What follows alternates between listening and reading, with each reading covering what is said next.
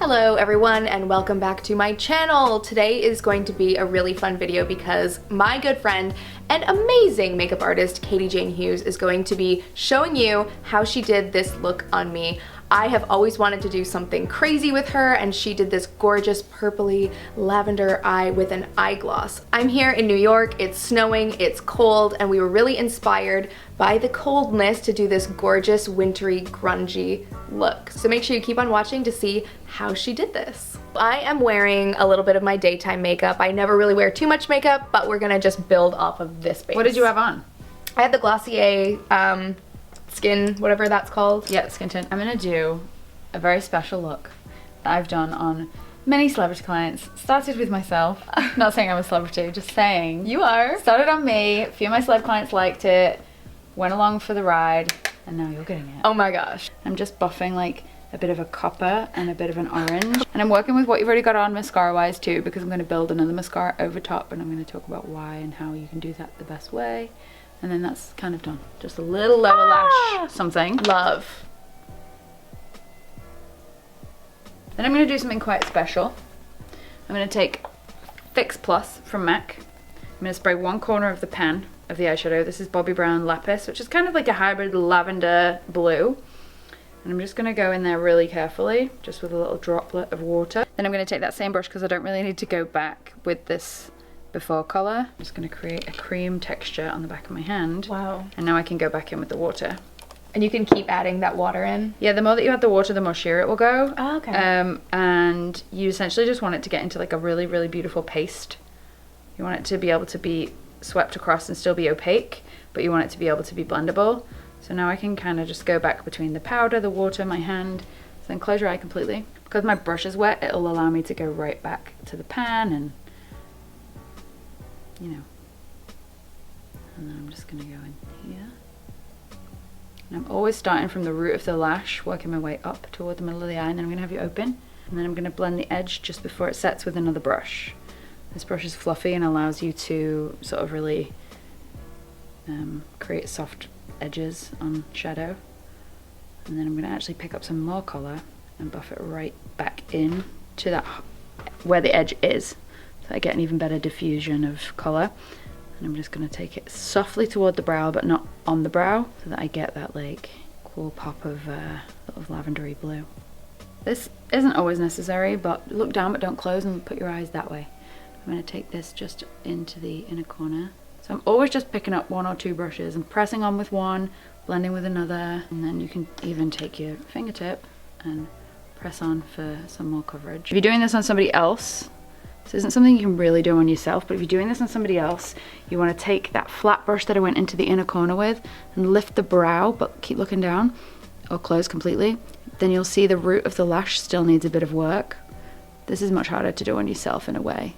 Well, it's not. It's just you don't really get to see it as much. I'm actually just going to clean up my edges as I go. Here's the tip. Don't finish one eye completely and then go on to the other, because you'll get the ratios different. So now I'm going to go straight onto the other eye with the same product. Okay, that makes sense. You got to try and remember your steps for each thing and try and replicate them for each eye so you get a consistent feel and look to the vibe. Yeah, just to have every step exactly the same on each eye. Right. It's like when you cleanse your face. If you cleanse with cotton rounds, take 2 cotton rounds and do it like simultaneously as opposed to just, you know, taking multiple cotton pads until your face is clean. Do different shaped brushes really give a different finish? 100%. So this kind of brush you can either pat on color with. This is like a ponytail type brush. So you pat on color with this and then you blend color with this. The one that I use to go into the inner corner, the lip brush, it's a lip brush. Nobody needs really more than one lip brush. Yeah. So this is the base. I'm going to take a little bit of this and I'm just going to kind of test this color for a second. This is a Huda palette. I think it's called Amethyst Obsessions. I'm going to start pressing this into the outer corner. I'm actually going to build that colour there and just pack it on. Packing it on is such a makeup artist term. Pack it on? Yeah. Because you're just like building the consistency. Right. Can you overlayer that, like eyeshadows? Can you put too many colours on one eye? I don't think so. I feel like, you know, there's a look on my Instagram that I did on my friend Ash Walker, and it's like she's this beautiful blonde girl that kind of, you know, she's a model and she's just got these insanely big bright blue eyes, and I did this look on her once where I just started playing with a palette that was in front of me, and what turned out to be was one of my favorite looks that I've ever done on anybody, and it was like all these pastels kind of placed differently in different places on the head, and I loved it. I'm just using this brush to flick off the excess pigment. I'm gonna go into the inner corner with that same purple, but only with what's on the brush, because then what will happen is you'll get an inner corner shadow, an outer corner shadow, and then you'll get like a streak of light through the center of the eye. This is kind of a halo eye technique. And when it comes to putting, obviously we're going to do a gloss at the end of this, but when it comes to putting gloss on the eye, you always want to try and not really put too much effort into the makeup that's going before the gloss, because really it's going to get effed up. Okay. So it's like, you know, you want to just get it on, blend the edges, use like a long wear cream eyeshadow if you want it to really last long. This will crease in 10 minutes on you, but it's also part of the vibe. Right. If it doesn't crease, then it's not a glossy eye. But also it's only going to crease where your crease is. Fine. So unless you walk around with your eyes like that, nobody's going to see it. Okay. So it's more of a comfort thing, and just like being able to let go of the fact that it's creased. Yes. This just looks kind of like a kid did it, and that just looks like a grown woman did it. Yeah, it looks like Katie Jane Hughes did it. Aww. So I'm going to go to the same outer corner, but on the other eye.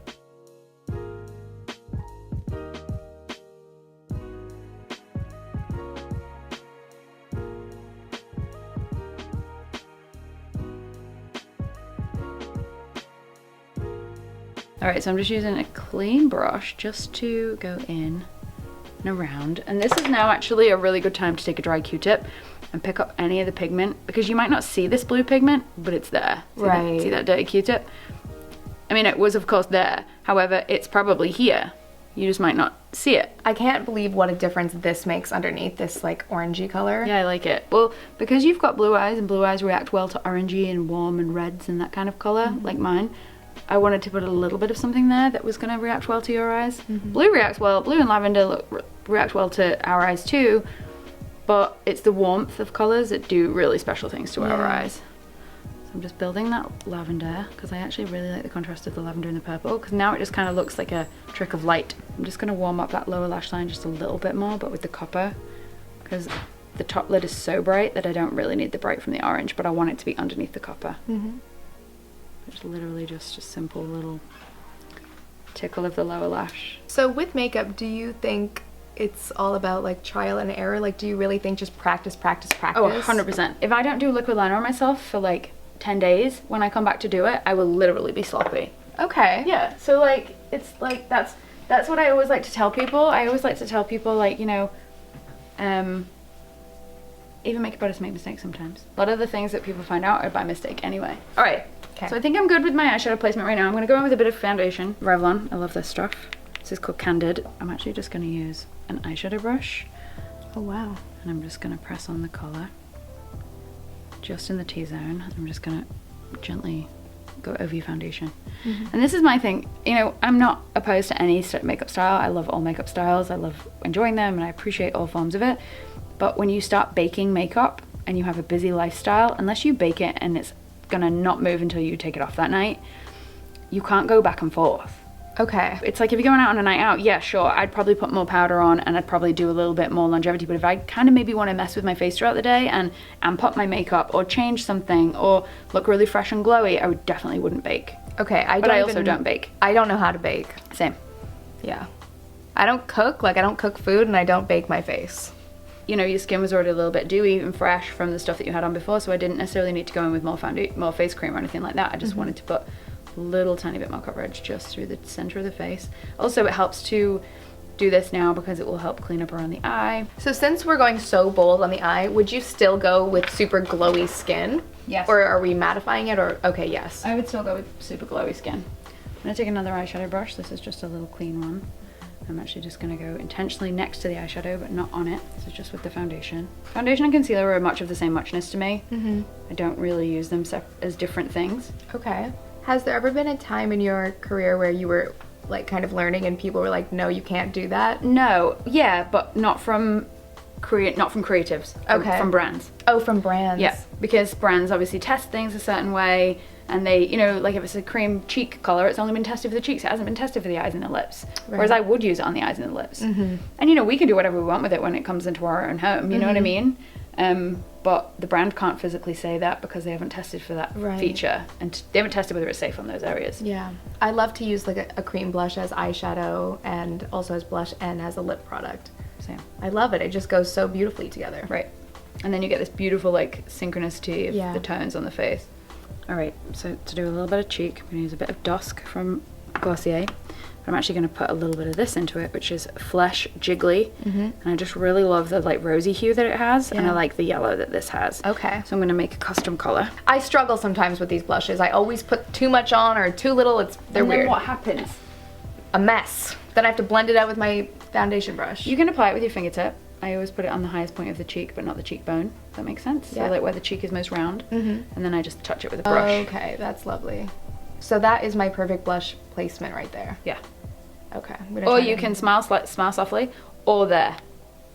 Okay. So like if you want to look kind of like, if it's more of a fashion vibe you're going for, I would go over here. If you're just going for young, youthful and fresh, I would smile and go right in the middle of the cheek and blend it in a bit of a circle and down. I like where you've put it because it kind of chisels the face or something. I feel like, you know, brushes are just easier if you find that you are struggling to make cream blushes not patchy.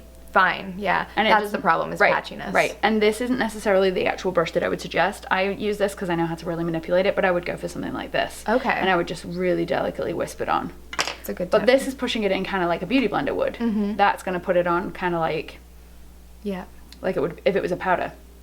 And then I'm just going to take a little bit of that colour just through other areas on the face, because I really hate it when blush feels just like it's on the cheek and that's the only place that it lives. Wow, and that makes a huge difference. Like, it's subtle, but it's big, you know? So for any glossy eye texture, you really want to wait until the very, very end until you put the gloss on. Okay. So I'm just going to do a little touch of lip balm, but hardly any.